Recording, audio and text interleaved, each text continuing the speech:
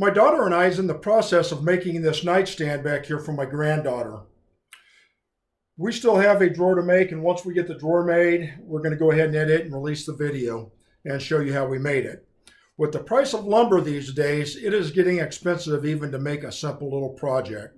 We've built this, or we're building this for under $40. And today I'm going to tell you how we made this top for $2.45. I hope that you'll subscribe and hit the like button. My name is Bob, and I'd like to welcome you to another video of Bynum Woodworks.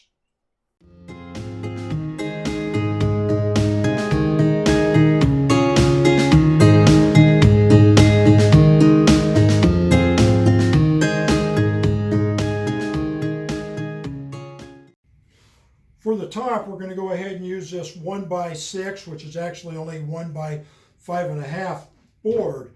I was in the Home Depot store and I went over to the clearance section, and anytime you see wood that's got this purple paint on it, it's 70% off. Now, usually it means it's either returned or it's got quite a few imperfections in it.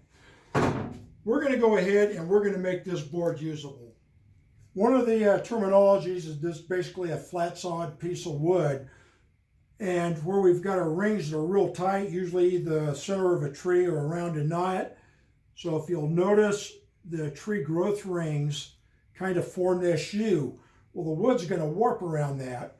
In order to make this usable, we're going to go ahead and slice this up into slices and then glue it together and go ahead and omit this inner core portion of the board. Normally I'd cut this board up using my compound sliding miter saw. However, it is located out in the garage the new garage that we're building for a wood shop that's located on the side of the house.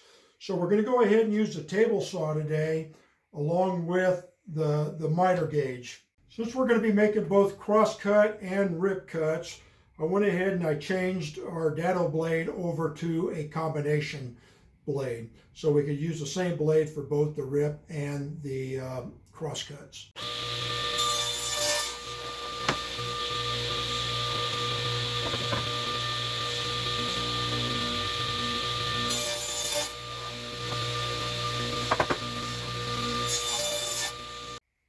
I checked the boards that we cross cut, and basically we got flat edges on all of our pieces that we need to rip down. So with the cross cutting done, I'm going to go ahead and set up the fence to go ahead and start ripping these out into usable strips and to get rid of this area where the wood's going to cup on us. We want our stand to have a flat top on it. This board we have has some obvious cupping on it. We talked earlier about ripping it down so that we can minimize the amount of cupping that the board's going to continue to do. But it'll also save us on how much wood that we plane off our board. The more wood we plane off, the thinner our board becomes. If you'll notice, the board's cupped up at this end and cupped up at that end. If I just focus on this section, I'm fairly flat from here to here and there to there. Over here, I'm fairly flat from here to here and from there to there, reducing the amount that I'm going to have to flatten each strip of the board, thus the finished product being a thicker top.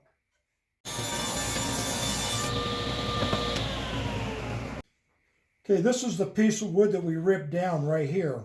If you'll notice, after our rip, we're pretty much flat and have very little planing that we're going to have to do once we're done with our glue up.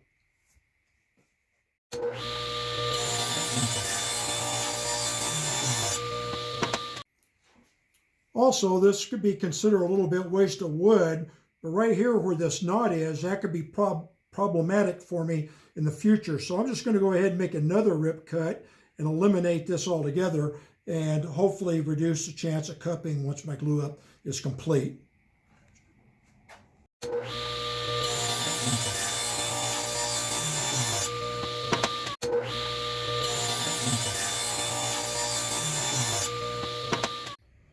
Now that I had that 1x6 ribbed down, we're fairly flat all the way across here with very minimal cupping.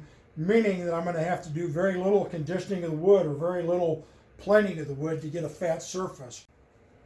Now that we've ripped down our board, we've got rough cut the size, we got enough usable board here to make the top for our nightstand. Also, if you look across, we're relatively flat, meaning I'm going to have to do very little planing to get a flat surface on here once we get our glue up complete. I will have to joint some of the edges to get a nice tight fit, because this was an outer piece of wood and it was a little bit curved at the edges.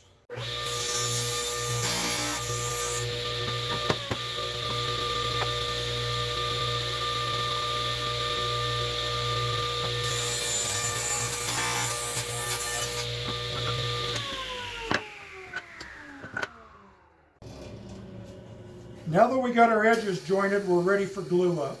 Now that we got our boards cut down in the strips we want, we got them laid out the way we want them. We've tightened the clamps a little bit to make sure we don't have any major gaps, and we're ready for glue up. Just going to do it.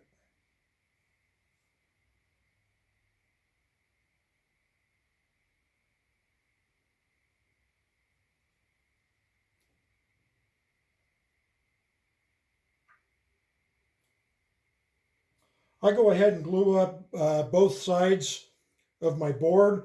That way I'm going to make sure that I'm not going to have any glue-starved wood.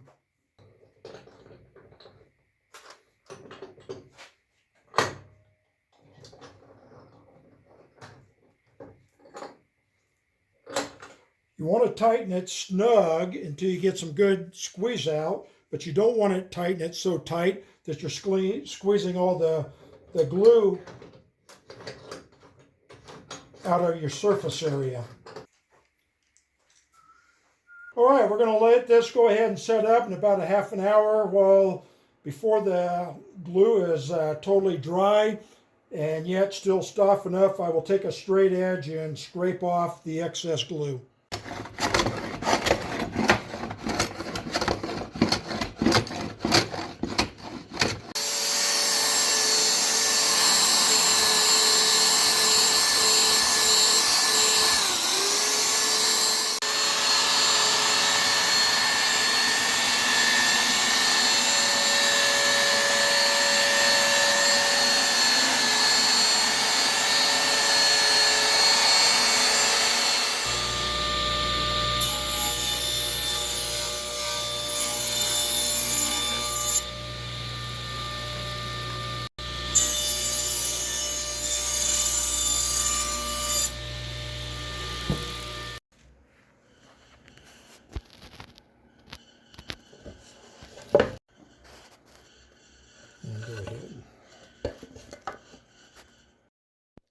Now that we got it all squared up and we've got it planed down to the so that we got a flat board, for $2.45 we made a usable top for our end table. I hope you enjoyed this video, and please subscribe and hit the like button. We really appreciate it, and we'll see you on the next video.